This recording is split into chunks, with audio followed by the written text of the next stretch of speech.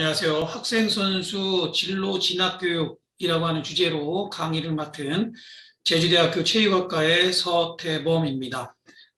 오늘 제가 여러분들과 나눌 얘기들은 학생 선수로서 운동선수로서의 삶을 살다가 운동선수로서 은퇴를 하였을 때 그게 운동선수로서 모든 게다 이루고 나서 은퇴를 할 수도 있고, 또한 중간에 여러 가지 이유로 운동을 그만두면서 은퇴를 할 수 있게 되는데, 이렇게 은퇴를 했을 때 이런 학생 선수들이 어디로 진로를 결정을 해야 되느냐에 대한 어떤 방향성을 제시해 주는 그런 강의라고 생각해 주시면 되겠습니다.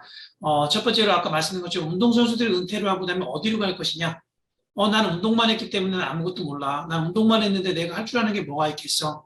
라고 생각하면서 내 인생을 망가뜨릴 수는 없기 때문에 좀 더 좋은 어떠한 삶을 살기 위한 기준을 잘 설정하고, 또한 자기가 잘하는 것이 무엇인지를 잘 결정해서 앞으로의 진로를 결정하는 것이 엄청나게 중요하다고 말씀드릴 수가 있겠습니다. 일반적으로 지금까지 많이 알려진 운동선수들이 은퇴를 한 후에 어떠한 곳으로 진로를 결정했는지에 대한 연구 조사를 한번 보게 되면, 지금 그림에서 보시는 것처럼 운동선수 66명에게 물어봤을 때 운동선수를 은퇴를 하고 나서 10년 동안 어떤 일을 했습니까에 대한 질문을 해보고 조사를 해봤더니, 총 66명 중에 남자가 53명이고 여자가 13명이었는데 20대, 30대, 40대, 50대의 분포들은 이렇게 되어 있습니다. 이러한 사람들의 10년이 지나고 난 다음에 이 사람들 직업을 봤더니 자영업, 그러니까 가게를 하거나 이제 카페를 하거나 식당을 하거나 이런 것처럼 자영업을 하는 사람들이 약 19.7%를 차지하고 있고, 은퇴 후에도 지도자의 길을 계속 걷고 있는 사람들이 16.7%, 사무직이 7명, 교사가 6명, 그다음 스포츠센터 강사 3명, 그다음 무직이 7명 등으로 이렇게 구성되어져 있는 걸 볼 수 있습니다. 또한 이러한 사람들의 월급 수준이 얼마큼 되느냐를 봤더니 현재 월급이 없는 사람이 12.1%를 지금 차지하고 있고요. 100만 원에서 200만 원인 사람이 9.1%, 200에서 300만 원인 사람이 25.7%, 300만 원에서 400만 원인 사람이 27.3%이고 400만 원 이상인 사람들은 약 20% 정도를 차지하는 것으로 나와 있습니다. 그렇다면 이러한 사람들이 운동선수를 하다가 운동을 은퇴하고 나서 내가 가고 싶었던 직업을 갖지 못했던 사람들을 봤더니 22명이 있더래요. 이런 66명 중에 그런 22명들이 왜 그러면 직업을 갖지 못했을까 봤더니 취직이 안 돼서, 또한 해봤지만 환경이 열악해서, 또는 현재 준비 중인 사람들로 이렇게 나눠져서 이렇게 22명이 분포되어 있는 것을 볼 수가 있습니다. 또 다른 연구를 볼까요? 은퇴 선수들의 직업 분류를 보기 위해서 또 다른 조사를 봤더니 2,165명을 대상으로 관련 종사자들을 아마 구분해 봤습니다. 첫 번째, 전문가와 또는 자기의 종목과 관련된 종사에 있는 사람들의 분포를 봤더니 2,165명 중에 25%가 아직도 자신의 종목에 관련된 전문가로서의 일을 하고 있다는 겁니다. 그런데 그 나머지 75%의 인원들을 보시게 되면 사무종사를 하거나 판매직을 하거나 서비스를 하거나 군인을 하거나 기타, 또는 무직이 35%에 해당할 정도로 자신의 종목에서 지속적으로 자기 일을 하는 사람은 약 25%밖에 차지를 못하다는 겁니다.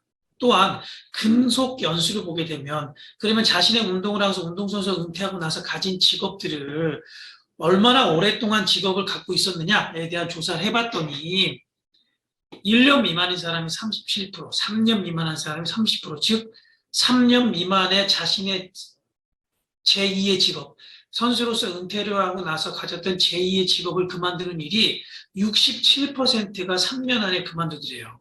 3년 이상 간 사람은 약 31%만 유지됐더랍니다. 이런 결과들을 봤을 때 결국 운동선수 출신들은 정말로 다양한 직업에 종사를 하고 그 직업에서 오랫동안 근무를 하면서 어떠한 노하우로 성공할 수는 없을까에 대한 고민을 하게 되는데요. 이러한 문제에 대해서 현장에서 많은 얘기를 하다 보면 많은 선수들이 이런 얘기를 해요. 어떤 얘기를 아까 제가 앞에 서두에 잠깐 얘기했었는데, 나는 운동만 해서 머리가 안 좋아. 나는 운동만 해서 머리가 좋지 않기 때문에 뭘 해도 나는 잘할 수가 없어. 라고 하는 자괴감에 빠져서 어떠한 좋은 직업을 갖기 위한 그런 노력들이 조금 결여되는 친구들을 종종 제가 만나게 됩니다. 그런데 정말로 우리는 운동을 했기 때문에 머리가 나쁠까요? 에 대한 생각을 한번 해야 됩니다.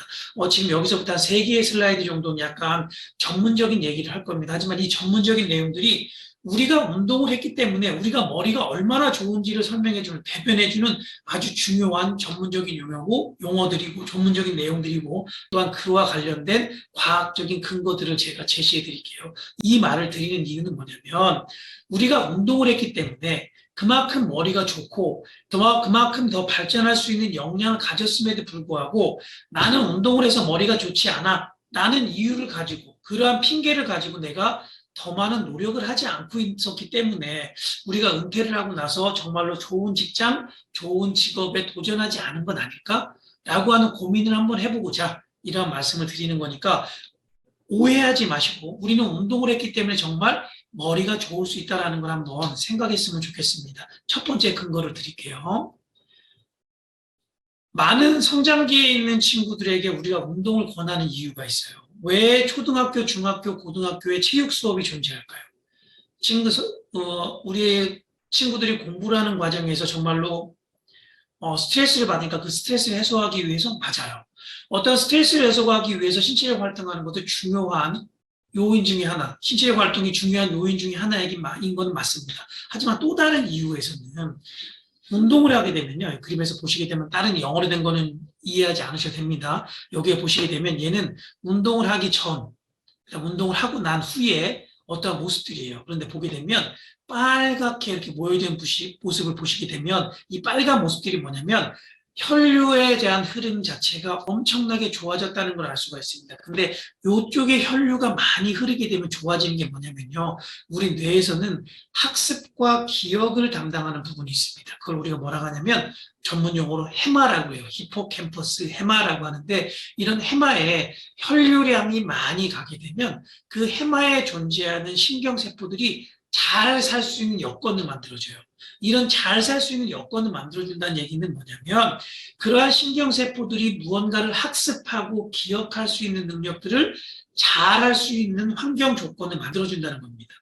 따라서 우리는 운동을 어렸을 때부터 꾸준히 해왔기 때문에 그림에서 보시는 것처럼 뇌의 일부분, 즉 학습과 기억을 담당하는 일부분에 혈로의 흐름을 많이 가져가게 됐기 때문에 그곳에서 학습과 기억에 담당하는 신경세포들이 잘 살 수 있는 좋은 조건을 잘 만들어 놨어요. 따라서 우리는 무언가를 학습하고 교육하고 노력해서 뭔가를 하게 되면 운동을 하지 않았던 친구들보다 뇌에 있는 신경세포, 아까 말한 해마의 신경세포가 많이 살아있기 때문에 또한 좋은 환경에 있기 때문에 운동을 하지 않는, 신체적 활동을 하지 않았던 사람들보다 좀 더 많은 것을 학습하고 기억하고 잘 응용할 수 있는 능력을 갖출 수 있다는 아주 중요한 과학적 근거를 제시하는 자료예요. 그러다 보니까 이렇게 신체적 활동을 많이 하게 되면 결국은 스트레스가 좋아지면서 IQ도 좋아지게 되고 또한 뇌에 있는 아까 있는 신경세포들이 더 많이 증가하게 돼서 결국 우리는 학습 능력이 좋아질 수 있습니다라고 하는 연구 결과들이 많이 보고되고 있습니다. 또한 마지막 하나 그림을 더 보여드릴게요. 얘는 동물 연구인데요. 여기서 보시면 빨간색으로 보이는 이런 화살표 모양인데 이게 뭐냐면 아까 말했던 학습과 기억을 담당하는 해마라는 곳이에요. 그런데 이 해마라는 곳이 아까 신체 활동을 하게 되면 혈액이 많이 흐르게 되면서 그런 혈액들이 많이 흐르게 되면 결국 신경세포들이 많이 살 수 있다고 했잖아요. 그것처럼 여기서 보시게 되면요. 이런 해마라고 하는 부분에 검은 점들이 보여요. 근데 운동을 하지 않은 것과 달리기를 열심히 한 친구들을 보게 되면 이러한 해마에 존재하는 신경세포에 대한 수가 운동을 하지 않은 사람보다 운동을 하는 사람이 엄청 많이 존재하는 걸 볼 수 있습니다. 따라서 앞에서 설명한 나는 운동만 해서 머리가 좋지 않아. 나는 운동을 했기 때문에 머리가 안 좋으니까 나는 노력을 해도 안 돼. 라고 하는 것은 이제 핑계라는 겁니다. 지금 21세기에 와서 정말로 많은 연구자들이 연구를 통해서 과학적인 근거를 바탕으로 운동을 열심히 하면 혈액량이 많아지게 되고 학습과 기억을 담당하는 해마에 이러한 신경세포들이 많이 증가하게 돼서 결국 운동했던 사람들이 더 많은 학습과 기억 능력, 응용 능력이 더 좋아지고 IQ가 좋아진다는 얘기는 너무나 많이 알려졌고 이제는 정설로 받아들이고 있습니다. 따라서 내가 운동을 했기 때문에 머리가 안 좋은 게 아니라 나는 운동을 했기 때문에 머리가 좋아질 수 있는 여지가 있구나 라는 것을 먼저 생각을 하고요. 또한 그러한 자신감으로 무언가를 노력한다면 운동을 하지 않은 친구들보다 더 많은 어떠한 학업적인 성취가 더욱더 좋아지지 않을까라고 생각을 합니다. 그래서 머리가 안 좋아서 공부를 못한다는 얘기는 이제 오늘 이후부터는 그만했으면 좋겠어요. 자, 그 다음 얘기를 또 말씀을 드릴게요. 또 하나 드리려고 하는 얘기는 뭐냐면요. 운동선수들이 운동을 그만두는 이유가 무엇일까? 아까 서두에 말씀드린 것처럼 국가대표를 하고 세계선수권까지 금메달을 하고 올림픽까지 금메달을 따서 은퇴를 하는 선수들도 있지만 학업을 하면서 학생 선수로서 운동을 하다가 중간중간에 그만두는 친구들도 있어요. 근데 그러한 친구들이 왜 운동을 그만둘까? 에 대한 설명을 조금 드리려고 합니다. 다음에는 이 내용들은 제가 현장에 있었을 때 엘리트 선수들을 대상으로 학교에 오기 전에 엘리트 선수들 대상으로 이런 것들을 조사를 한 적이 한 번 있어요. 운동선수들이 왜 운동을 그만둘까요? 이 선수들이 운동 그만두는 이유를 안다면 그 이유를 극복한다면 운동선수들이 운동 그만두는 일을 어느 정도 막아줄 수 있지 않겠느냐 라는 생각을 했습니다. 왜냐하면 우리나라는 특정 종목을 제외하고는 다 선수층이 얇기 때문에 지금 학생 선수들이 운동을 그만두지 않고 더 좋은 선수들로 성장할 수 있도록 우리가 어떤 서포트를 해주는 게 국가 차원에서 해야 될 일이었거든요. 하지만 여러 이유들에 의해서 결국은 운동선수들에 대한 층은 얇지만 그만둘 수밖에 없는 여건은 만들어지더라는 겁니다. 그러한 이유들은 무엇이었냐 찾아봤더니 결국은 이런 선수들이 학생 선수들이 그만두는 가장 큰 이유는 결국은 부상이라는 겁니다. 스포츠 손상이라는 겁니다. 훈련을 할 때든 경기를 할 때든 시합을 할 때든 어쨌든 부상으로 인해서 결국은 운동을 그만두는 일들이 많아지게 되는데 그렇다면 운동선수들이 왜 부상을 당할까요? 에 대한 설문조사를 한번 해봤습니다. 총 492명이라고 한 선수들을 대상으로 제가 조사를 한번 해봤고요. 봤더니 운동선수를 하는 동안 여러분은 부상을 몇 번 당했어요? 라는 질문을 해봤더니 한 번에서 두 번에서부터 7번 이상까지 부상을 당했어요? 라는 얘기들. 7번 이상이 무려 22%를 차지하더랍니다. 그렇다면 너희들은 운동선수로서 부상을 입었는데 그렇다면 부상을 언제 당해봤니? 언제 부상을 많이 입니라고 물어봤더니 대부분이 오후 훈련에 거의 대부분이 부상을 입더랍니다. 왜냐하면 오후 훈련들이 아마 대부분이 오전 훈련보다는 운동 강도가 높고 파워나 아니면 스피드, 속도를 요하는 운동들이 많기 때문에 결국은 부상의 발생 위험이 높은 것 같아요. 근데 그 이유는 뒤에서 좀 더 설명을 해볼게요. 여하튼 부상의 7회 이상 입는 사람이 22%에 오후 훈련에서 거의 대부분들이 부상을 많이 입습니다라는 얘기가 나왔고요. 그다음에 부상을 입는 시기가 언제니 봤더니 준비운동과 본훈련, 정리운동, 시합에서 봤더니 대부분이 시합보다도 본 훈련할 때 더 많이 다칩니다라는 얘기가 나왔습니다. 그렇다면 니네는 부상이 그러면 어떠한 이유 때문에 생긴다고 생각해? 라고 물어봤더니 가장 많은 대답을 한 친구들이 어떤 대답이었냐? 본인에 대한 부주의가 가장 많은 대답을 했습니다. 그 다음 어떤 대답이었냐? 개인의 내적 심리 요인의 요인이래요. 이게 무슨 얘기인지 몰라요 라는 얘기는 뒤에서 다시 또 설명을 해드릴게요. 자, 본인의 부주의가 엄청나게 많이 부상을 이유는 원인이었는데 그렇다면 본인의 부주의로 왜 부상을 입어? 하고 봤더니 대부분의 친구들이 유연성 부족, 준비운동 부족이 84%를 차지합니다. 즉 본인의 부주의로 인한 부상이 발생하는 본운동에서 발생해 오후에 운동하는 본운동에서 개인의 부주의로 인해서 부상이 발생하는 이유는 뭐냐? 결국은 준비운동 제대로 하지 않고 유연성을 제대로 확보하지 않은 상태에서 강한 운동하는 게 거의 일반적이라는 겁니다. 또한 오버 트레이닝도 32%를 차지하더래요. 여기 이제 중복 대답이기 때문에 100%는 넘어갑니다만 오버 트레이닝도 32%를 차지하답니다. 근데 오버 트레이닝은 선수의 잘못보다는 지도자 선생님들에 대한 배려가 있어야 되기 때문에 이 부분은 오늘 좀 넘어갈게요. 자, 근데 밑에서 오버 트레이닝은 지도자 얘기는 했는데 오늘 이 얘기는 하지 않겠습니다. 여하튼 개인의 부주의로는 유연성 부족과 준비운동 부족이 거의 80%를 차지하더라. 라는 걸 인지하고 있으면 좋을 것 같고요. 또한 개인 내적 심리 요인에서는 왜 부상이 발생합니까? 라고 물어봤더니 가장 많은 대답이 한 게 뭐냐? 지나친 승부욕이랍니다. 왜? 나 중학교에서 고등학교 가야 돼. 고등학교에서 대학교로 진학해야 돼. 대학교에서 실업팀으로 진학해야 돼. 나 오늘 여기서 이 금메달 따야지만 나는 좋은 대학 갈 수 있어. 좋은 실업팀 갈 수 있어. 내 연봉이 결정돼. 라고 하는 이유 때문에 승부욕이 지나친 선수들이 결국은 내적 심리 요인이 발동해서 결국은 부상의 발생 위험이 높아지더라. 또한 이러한 승부욕이 지나치다 보니까 어떻게 되냐? 긴장이 과도하게 되면서 결국은 부상에 대한 발생 위험이 높아지게 되더라라고 하는 이러한 결과들이 나오게 됩니다. 그렇다면 이러한 상해를 입는 훈련은 어떤 훈련에서 많이 입느냐 봤더니 이제 종목 특이적 훈련, 인터벌 훈련, 파워 훈련, 즉 큰 힘과 큰 속도를 요하는 훈련에서 이런 게 많이 발생을 하는데 이런 부분들은 조금 지도자 스님의 부분이기 때문에 이 부분도 잠깐 넘어가도록 할게요. 자, 그렇다면 앞에서 말씀드렸던 게 뭐냐면 우리나라 운동선수들은 선수층이 얇기 때문에 부상을 많이 당하지 않은 상태에서 올림픽까지 금메달을 딸 수 있으니까 잘 가면 좋은데 결국은 부상 발생 위험이 없더라. 근데 부상 발생 위험이 언제 부상이 많이 발생하느냐? 오후 운동, 본 운동에서 많이 발생을 하더라. 왜? 개인의 부주의, 즉 준비 운동을 하지 않고 유연성을 확보해 놓지 않은 상태에서 강한 운동을 하니까 많이 발생하더라. 또한 상급 학교로의 진학 아니면은 높은 연봉을 받기 위한 자신과의 어떠한 싸움에서 자신의 어떤 지나친 욕심에 의해서 결국은 부상이 많이 발생하더라. 또한 그로 인해서 긴장감이 고조되니까 부상이 많이 발생하더라라는 것을 설문조사에 대한 연구 결과들을 말씀을 드렸어요. 이러한 이유가 학생 선수들이 운동을 그만두고 은퇴하게 되는 가장 큰 이유가 되는데 이와 함께 또 하나의 문제가 되는 게 뭐냐? 이렇게 부상을 당했다 할지라도 결국은 운동 재활을 잘해서 현장에 다시 복귀해서 예전처럼 경기력을 보인다면 문제가 되지 않아요. 하지만 우리나라 시스템상에서 결국은 부상을 입고 재활 단계에 갔지만 재활을 완벽하게 마무리하지 못하고 다시 현장에 복귀해서 다쳤던 부분을 다시 다치는 재부상 발생 비율이 운동선수들이 은퇴하는 비율을 높이는 원인 중에 하나가 된다는 또 하나의 조사 결과를 보여드리려고 해요. 보세요.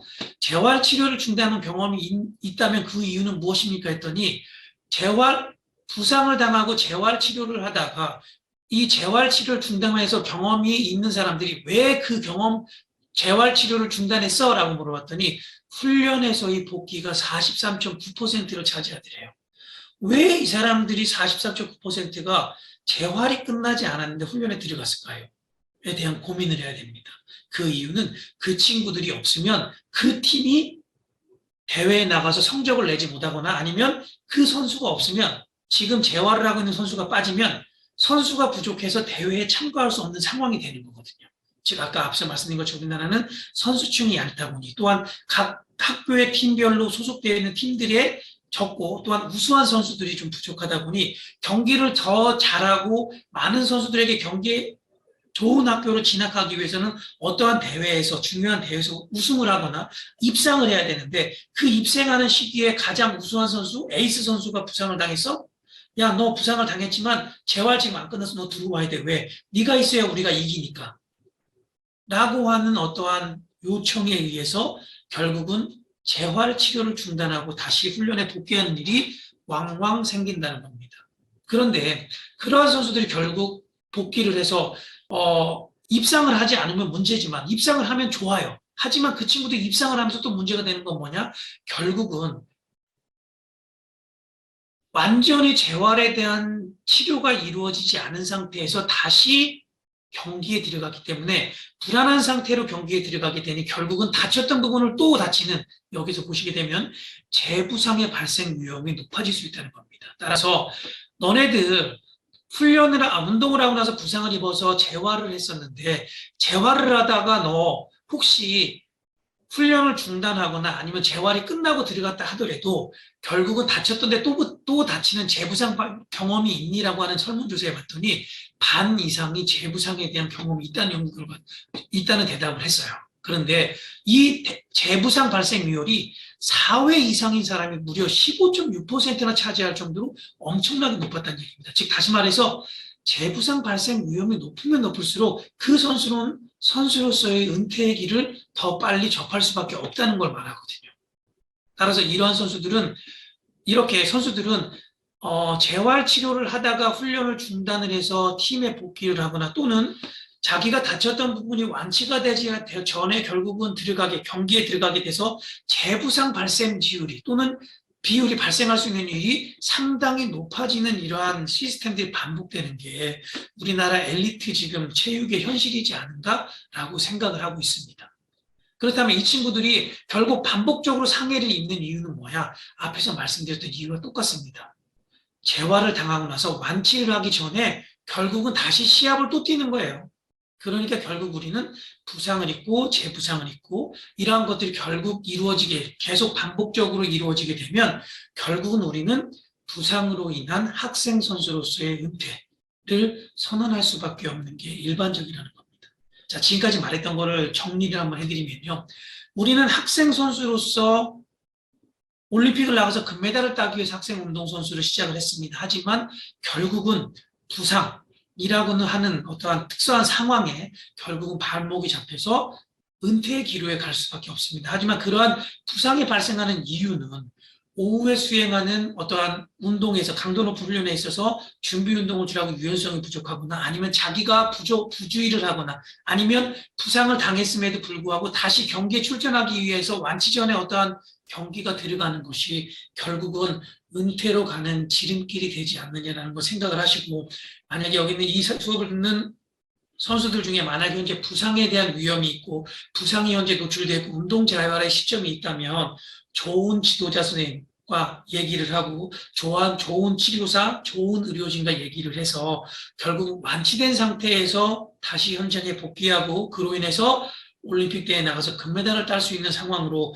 유도하는 것이 가장 좋은 현명한 방법이지 않을까라고 생각을 합니다. 하지만 오늘 강의의 내용은 결국은 이렇게 은퇴의 기로에 와서 은퇴를 했을 때 그렇다면 운동선수들은 어디로 가야 됩니까? 에 대한 얘기들을 지금부터 말씀을 드릴게요. 결국은 은퇴를 하고 나서 운동선수들이 은퇴를 하고 나서 진출할 수 있는 진로들을 보시게 되면 한 이 정도인 것 같아요. 우리가 계속 하고 있는 엘리트 선수의 지도자를 가거나 또는 일반인들을 대상으로 하는 생활체육 지도자 또는 엘리트 선수 생활체육을 담당하고 있는 대한체육회나 스포츠연맹 또는 우리나라 국가공기업인 국민체육진흥공단 또는 국가대표나 국민체육에 대한 어떠한 연구적인 과학적인 서포트를 하는 한국스포츠개발원 두 기관은 공기업이고요. 또는 지역에서 아마 여기에 있는 많은 학생 선수들이 각 지역에 있는 지역 스포츠과학센터에 가서 아마 체력 측정을 해봤을 거예요. 그런 것처럼 지역 스포츠과학센터에 대한 들어가는 측정연구원 또는 체육교사 또는 저와 같이 박사학위를 받고 체육학과 교수가 될 수 있는 이렇게 다양한 방향으로 진출할 수 있다는 것을 여러분들이 알고 있으면 좋을 것 같아요. 근데 그 중에서 다른 부분들보다 대한체육회, 스포츠연맹 또는 국민체육진흥공단 아니면 지역 스포츠과학센터 이런 곳들에 가기 위해서는 결국은 은퇴를 하고 난 선수들이 결국은 어떠한 자격증을 취득하고 있느냐에 따라서 그러한 진로를 결정하는데 아주 결정적인 요인을 하게 됩니다. 따라서 오늘은 제가 체육학과 교수가 될 수 있는 방법, 교사가 될 수 있는 방법에 대한 얘기들보다 운동선수로서의 은퇴를 하고 나서 여러분들이 취업을 하기 위해 필요한 이러한 자격증에 대한 얘기들을 간단하게 얘기를 하고 오늘 강의를 마무리 지을까 생각을 합니다. 체육과 관련된 자격증은 총 이렇게 9가지가 있어요. 근데 여기서 이제 이 9가지 말고 더 많은 자격증들이 현재 존재하고 있습니다. 하지만 제가 말씀드리는 자격증은 국가에서 인증해주는 국가 공인 자격증입니다. 국민체육진흥공단과 국가기관인 문화체육관광부에서 인정을 하고 이 두 기관에서 발행해주는 자격증은 현재 체육과 관련된 자격증은 이렇게 9가지고요. 이렇게 9가지의 자격증을 갖고 있음에 따라서 다음과 같은 직장들, 이러한 직장들을 진로를 선택하는 데 있어서 유리한 고지를 점령할 수가 있게 됩니다. 따라서 이러한 자격증 9가지의 자격증에 대해서 간단하게 설명을 드릴게요. 근데 여기 보시게 되면 먼저 1급, 2급 전문 지도사 자격증이라는 게 존재합니다. 이 자격증은요, 아무나 딸 수 없어요. 1급, 2급 전문 지도자 자격증은 초중고대 일반에서 자기가 엘리트 운동선수로서 운동을 했고 또한 국내에서 경기에서 메달을 따서 각 자신의 종목이 있는 종목 연맹에서 경기 출전 그 증명서를 띨 수 있는 선수 출신의 사람들만이 딸 수 있는 자격증이 뭐냐? 1급 전문, 2급 전문 지도자 자격증입니다. 그리고 그 다음은 나머지 7개 자격증은 운동선수도 딸 수 있고, 운동선수가 아닌 체육과 출신도 딸 수 있고, 일반 사람도 딸 수 있는 자격증이 7가지로 구성되어져 있어요. 자세한 내용들은 뒤에서 설명을 드리도록 할게요. 근데 이러한 자격증이 모두가 다 필기시험과 실기구술시험, 그다음에 연수로 이루어졌다. 이 3가지로 이루어졌다는 걸 여러분들은 알고 있어야 되고, 이 자격증을 가지고 취득하시게 되면 아까 말씀드린 것처럼 앞서 말씀드렸던 이러한 자격증, 진로를 결정하는 데 있어서 유리한 위치를 점령할 수 있게 된다라는 말씀을 드리면서 각각의 자격증에 대한 설명을 드릴게요. 앞서 말씀드린 것처럼 1급 전문 스포츠 지도사 자격증은 선수 출신이어야 됩니다. 또한 18세 이상 누구나 증시할 수 있는데, 선수 출신으로 대회 참가 실적이 1회 이상 있는 사회에 한해서만 볼 수 있게 됩니다. 하지만 2급 자격증을 먼저 딴 후에 1급 전문 스포츠 지도자를 딸 수 있게 되고요. 1급, 2급 전문 스포츠 지도자 자격증이 있는 사람에 한해서 국가대표 지도자 또는 실업층 지도자의 할 수 있는 자격이 부여되도록 문화체육관광부에서 지금 법령을 조정하고 있는 중입니다. 따라서 운동선수 출신이고 이처럼 대회에 대한 참가 실적을 딸 수 있는 지금 수업을 듣는 학생 선수들이라면 자신이 이러한 실업팀이나 아니면 국가대표 지도자로 어떠한 방향을 설정하고자 한다면 1급, 2급 전문 스포츠 지도사 자격증 취득에 대한 관심을 꼭 가지셔야 됩니다. 먼저 1급 스포츠 지도자 자격증을 따기 위해서는 총 필기시험은 4개를 봅니다. 운동 상회, 체육 측정 평가론, 트레이닝, 스포츠 영양학이라고 한문이에요. 그런데 이 4개의 필기 이론 시험을 봐야 되는데, 아까 말씀드린 대회 참가 실적은 어떻게 되느냐? 다음 54개 종목에 해당되는 선수들입니다. 이 54개 종목에 해당되는 선수들 중에 1회 이상의 참가 실적이 있고 18세 이상이면 다음 1급 전문 스포츠 지도자 자격증 시험을 볼 수가 있게 되고요. 필기시험 볼 수 있게 되고요. 필기시험은 운동상의와 같이 이렇게 4개의 종목을, 4개의 과목을 볼 수 있게 됩니다. 각각에 대한 과목들은 제가 설명하기에는 너무 시간적인 여유가 없어서 필요하신 분들은 한번 인터넷 서치해 보시면 다들 금방 이해하실 수가 있게 될 것입니다. 자, 다음은 2급 전문 스포츠 지도사입니다. 2급 스포츠 지도사는 아까 1급 스포츠 전문 스포츠 지도자는 바로 딸 수가 없게 되고요. 2급 스포츠 전문 지도사를 딴 후에 경력이 어느 정도 지난 다음에 1급 스포츠 전문 지도사를 딸 수 있게 되고요. 지금 여기 있는 학생 운동 선수들은 먼저 2급 전문 스포츠 지도사를 따야 됩니다. 아까 말씀드린 똑같이 1급과 동일하게 18세 이상이면서 1회 이상 대회 참가 실적이 있는 경우에 해당이 되고요. 다음 54개 종목에 해당되는 선수들은 다 가능합니다. 근데 이제 7과목 중에 이렇게 7과목 중에 5과목을 선택해서 일정한 점수를 넘으셔야 되고요. 그 넘은 사람 학생들 시험 본 수험생들에 한해서 구술실기와 연수를 통해서 2급 스포츠 전문 지도사 자격증을 부여하게 됩니다. 여기서부터는 이제 아까 말씀드렸던 전문 스포츠 지도사가 아닌 생활 스포츠 지도사입니다. 여기서부터는 이제 18세 이상이면 누구나 시험을 볼 수가 있게 되고요. 대회 참가 실적 필요하지 않습니다. 하지만 대회 참가 실적이 있어도 당연히 운동선수들도 볼 수가 있게 됩니다. 자, 2급 생활 스포츠 지도사에는요, 여기서부터 생활체육 스포츠 지도사는 어떻게 되냐면요, 처음에 필기시험을 합격을 하고 나면 합격자에 한해서 다음 54개 종목에서 선택한 자신의 종목에 한해서 구술실기시험을 다시 봅니다. 그래서 그 구술실기시험에서 패스 통과를 한 친구들에 한해서 다시 연수를 듣게 되고요. 2급 생활 스포츠 지도사와 관련된 과목은 다음 7가지 과목, 심리학, 생리학, 사회학, 역학, 교육학, 윤리학, 체육사라고 한 7개 과목 중에 5개를 선택할 수가 있고요. 실기 종목은 다음 종목 중에 한 종목을 선택해서 실기 과목을 선택할 수가 있게 됩니다. 그리고 건강운동관리사는 체육에서 존재하는 지금 국가 자격증 중에서 가장 어려운 자격증이고요. 이 또한 18세 이상의 사람이면 누구나 이 시험을 볼 수 있게 되고요. 또한 8과목을 모두 소정의 점수를 패스해야지만 다음에 구술실기 시험을 볼 수가 있게 되고, 또한 구술실기 시험에서 또 2차 패스가 되어야 통과가 되어야지만 3차 연수에 들어갈 수 있는 과목입니다. 따라서 다음 8가지 체육학과에서 배우는, 자연계에서 배우는 8개의 과목을 모두 다 통과를 하셔야 이 건강운동관리사를 볼 수가 있게, 아까 말씀드린 자격을 부여받을 수 있게 되고요. 앞서 말씀드린 것처럼 체육에서는 가장 어려운 시험 중에 하나라고 생각하시면 될 것 같습니다. 다음은 유소년 스포츠 지도사입니다. 청소년들을 위한 스포츠 지도자 자격증이고요. 이 자격증은 필수 과목과 선택 과목으로 이루어졌습니다. 필급 과목이. 필수 과목으로는 유아체육론이라고 하는 필수 과목을 무조건 보셔야 되고요. 다음 7가지 중에 4개를 선택을 해서 총 5가지의 과목을 선택을 합니다. 또한 이 친구들 또한, 이 시험을 보는 사람들 또한 다음 57개 종목 중에 한 종목을 선택해서 다음에 필기시험을 통과한 후에 실기시험을, 구술실기시험을 통과하셔야 됩니다.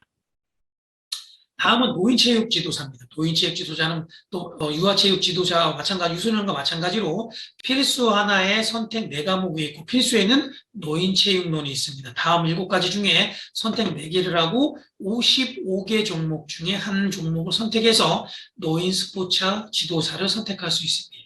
그러면 이제 이러한 노인 스포츠 지도사가 있는 친구들은 양로원이나 노인을 대상으로 하는 스포츠 업체에서 어떠한 자격증을 가지고 지도자로서의 역할을 수행할 수 있게 됩니다. 다음은 1급 장애인 스포츠 지도사입니다. 마찬가지로 장애인 스포츠에 관련된 지도사의 역할을 하는 거고요. 총 4과목을 시험 봅니다. 종목은 다음에 있는 34과목 종목 중에 한 종목을 선택하셔야 되고요. 다음 4과목을 일정의 점수를 넘으셔야 1급 장애인 스포츠 지도사 자격증을 받을 수가 있게 됩니다. 자, 이렇게 앞에서 말씀드린 것처럼 9가지의 스포츠 지도사 자격증이 이렇게 존재하는데, 이 스포츠 지도사 자격증을 자신이 원하는 종목에 따라서, 자신이 원하는 앞으로 진로하고자 하는 방향에 따라서 취득을 하게 되면 아마 취업을 하고 자신이 원하는 곳의 진로를 결정하는 데 아주 유리할 것이라고 생각이 되는데, 제가 좀 더 강조하고 싶은 건 아까 앞에서 말씀드렸던 1급, 2급 전문 지도자, 스포츠 지도자 자격증은 지금 이 수업을 듣는, 이 강의를 듣는 학생 운동선수들은 무조건 자격이 주어지기 때문에, 만약 이러한 자격증을 따놓게 되면 나중에 스포츠 지도사로 또는 자신의 종목의 어떠한 지도사로 선택을 하는데, 지도사로 진행을 하는데 아주 유리하게 작용할 수 있다는 것을 다시 한번 강조를 합니다. 그래서 오늘 수업을 마지막으로 정리하게 되면, 결국 운동선수들 머리가 나빠서 운동 못해요? 아닙니다. 앞에서 계속 말씀드린 것처럼 머리가 정말 좋은 게 운동선수입니다. 왜? 과학적인 근거 제시했습니다. 하지만 자신들이 얼마나 그 진로를 선택하기 위해서 얼마나 열정적으로 노력을 했느냐의 차이지, 절대 머리가 나빠서 진로를 결정하지 못한다는 말은 오늘 이후로선 절대 하지 않으셨으면 좋겠습니다. 따라서 여러분들이 운동선수로서 올림픽에 나가서 금메달을 따는 걸 목적으로 했지만, 이 여러 가지 이유에서 운동선수를 그만뒀다면 제2의 나의 진로를 결정해야 됩니다. 그런 이유를 결정할 때, 그런 진로를 결정할 때 다음과 같이 3가지로 고민하면서 앞에서 말씀드렸던 9가지의 자격들 중에 자신의 필요한 자격증을 반드시 취득한다면 좋은 진로가 결정되지 않을까라고 생각합니다. 이러한 진로를 결정할 때 어떤 고민을 해야 하냐? 첫 번째, 내가 정말로 좋아하는 일이 무엇인지. 두 번째, 정말로 내가 이 좋아하는 일을 잘할 수 있는 일인지, 또는 이것을 선택한 이 일이 앞으로 정말 좋은 전망이 있고 밝은 일이 있을지에 대한 것들을 위에 있는 선배들, 그다음에 지도자 또는 주변에 있는 부모님들과 여러 지인들과의 토의를 통해서 결정한다면 제2의 인생을 훌륭하게 마무리 지을 수 있지 않을까라고 생각을 합니다. 제가 오늘 준비한 학생 선수 진로 진학에 대한 교육은 이 정도로 마무리 지도록 하겠습니다. 지금까지 강의를 들어주셔서 감사합니다. 이상으로 마치겠습니다.